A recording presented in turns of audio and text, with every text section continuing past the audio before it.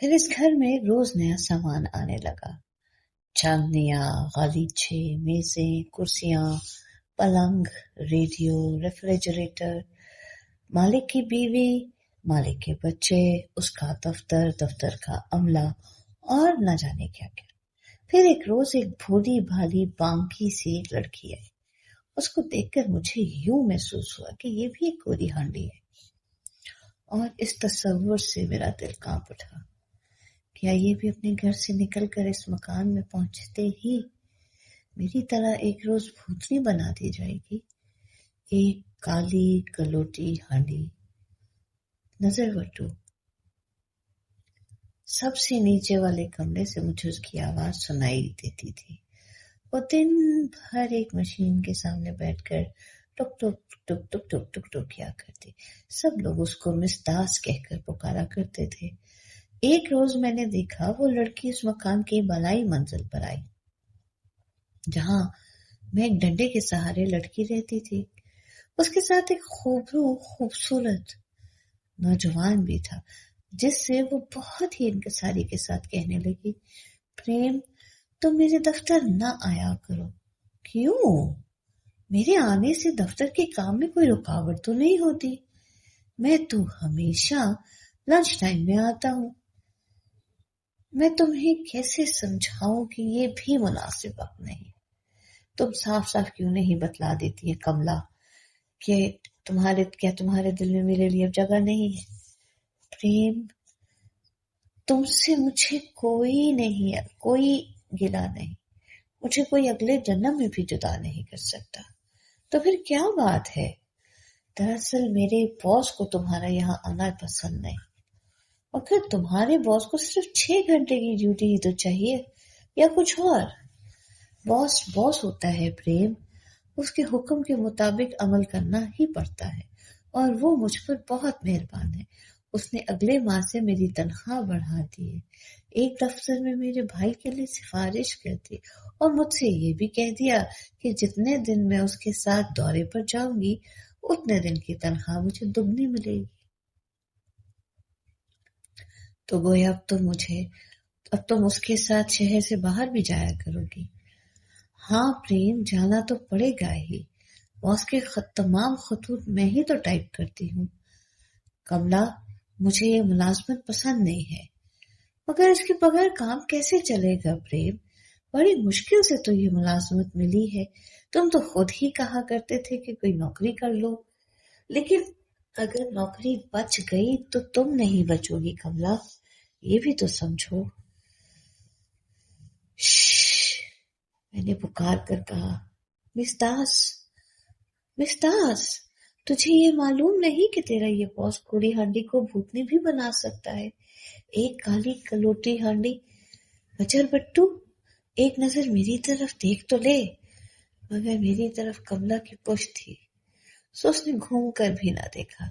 कमला के कानों में बॉस के दिए हुए नोट भरे हुए थे, इसलिए उसने मेरी एक भी ना सुनी। तीसरे दिन बॉस जब अपनी गाड़ी में बैठकर दौरे पर रवाना हुआ तो मिस दास भी उसकी कार में बैठी थी। मिस कमला दास। मेरा दिल लरज उठा। और जब 1 हफ्ते के बाद मालिक वापस लौटा तो मैंने कार से उतरती हुई मिस दास का चेहरा देखा। वो हूबहू मेरी ही तरह बट्टू सी नजर आ रही थी। मिस दास गाड़ी से उतरकर बालाई मंजिल पर आ गई। शायद वो बहुत घबराई हुई थी, दफ्तर में न जा सकी और मेरे करीब मंडेर पर बैठकर रोने लगी। हम दोनों रोने लगी। यह एकाएक पूरे घर में कोहराम सा मच गया। पुलिस ने मकाम को चारों तरफ से घेर लिया। बॉस को हथकड़ी लग गई और औरतों और बच्चों को न जाने कहां भेज दिया गया। पुलिस ने दफ्तर के सारे अमले को निकालकर बाहर किया और दरवाजे पर बड़ा सा ताला डालकर उस पर सरकारी मोहर लगा दी। मैंने लोगों को कहते सुना कि मालिक ने कोई बहुत बड़ा सरकारी गबन किया था। फिर कई दिन गुजर गए, कई रातें भी बीत गई। پھر سرکاری تالا کھولا گیا، مکان کے اندر سے تمام چیزیں باہر نکالی گئی اور پھر ان کو نیلام کیا جانے لگا۔ چاندنیاں، غالیچے، پلنگ، الماریاں، میزیں، کرسیاں، ریڈیو، ریفریجریٹر، سب چیزیں اپنی جگہ سے ہٹ گئی۔ بس صرف ایک چیز اپنی جگہ پہ قائم رہی، وہ میں تھی، ایک کالی کھلوٹی ہانڈی، بجر بٹو۔ ایک رات بہت ہی نرم انگلیاں میرے جسم سے چھو گئی، چھوٹی چھوٹی ٹھنڈی ٹھنڈی سی انگلیاں، اور میں نے حیران ہو کر دیکھا تو میرا منگا بہت ہی آہستگی سے، بہت ہی احتیاط سے مجھے قید سے آزاد کرا رہا تھا۔ نہ جانے وہ کون سے راستے سے یہاں تک آ گیا تھا، کس کی نگاہیں بچا کر مجھ تک پہنچا تھا۔ اور پھر میرے ذہن میں مس داس کی یاد آئی اور میں سوچنے لگی کہ شاید اس وقت ان کا محبوب اسے اپنی باہوں میں لے کر تسلی دے رہا ہوگا۔ میرا منگا جب مجھے بغل میں دبا کر ساتھ والے مکان کی منڈیر پر باندھ کر اور اس کی سیڑھیوں سے اتر کر اپنے جھونپڑے میں پہنچا تو اس کی ماں جاگ گئی اور اس نے گھبرا کر کہا، یہ کیا ہے منگے؟ ماں، تو پڑوسیوں سے مانگی ہوئی ہانڈی لوٹا دے، یہ میری ہانڈی ہے جو میں لے آیا ہوں۔ ارے یہ تو بجر بٹو ہے، ابھی میں اسے مانج کر ہانڈی بنا دیتا ہوں، لیکن اس پر تو جادو ٹونا کیا گیا ہے، میں ابھی اس کا جادو ٹونا اتار دیتا ہوں۔ ماں تو فکر نہ کر، یہ تو صرف سیاہی پوت رکھی ہے اس پر، میں ساری سیاہی صاف کر ڈالوں گا۔ یہ بری بات ہے منگے، اگر اس میں پکائی ہوئی دال کھانے سے تجھے کچھ ہو گیا تو؟ میں منگے کے ہاتھ سے لڑک کر ماں کے قدموں میں چلی گئی اور بولی، نہیں ماں، مجھ میں پکی ہوئی دال کھانے سے منگے کو کچھ نہیں ہوگا۔ ماں، میں باپ کی ہانڈی نہیں ہوں، میں تو کوری ہانڈی ہوں۔ ماں، یہ کالک میں نے اپنے چہرے پر خود نہیں لگائی ماں، ایک ظالم نے لگا دی تھی۔ ماں نے نہ جانے میری بات سنی یا نہیں، مگر اس نے منگے کی بات مان لی اور اس کے ساتھ مل کر میرے چہرے سے سیاہی صاف کرنے لگی۔ پھر مجھے مستاس کی یاد آئی اور میں نے سوچا شاید اس کا پریم بھی محبت کے نام سے، محبت کے پانی سے اس کی دامن پر لگی ہوئی سیاہی کو دھو رہا ہوگا۔ اب میرا حلیہ بدل گیا، گویا میرا نیا جنم ہوا۔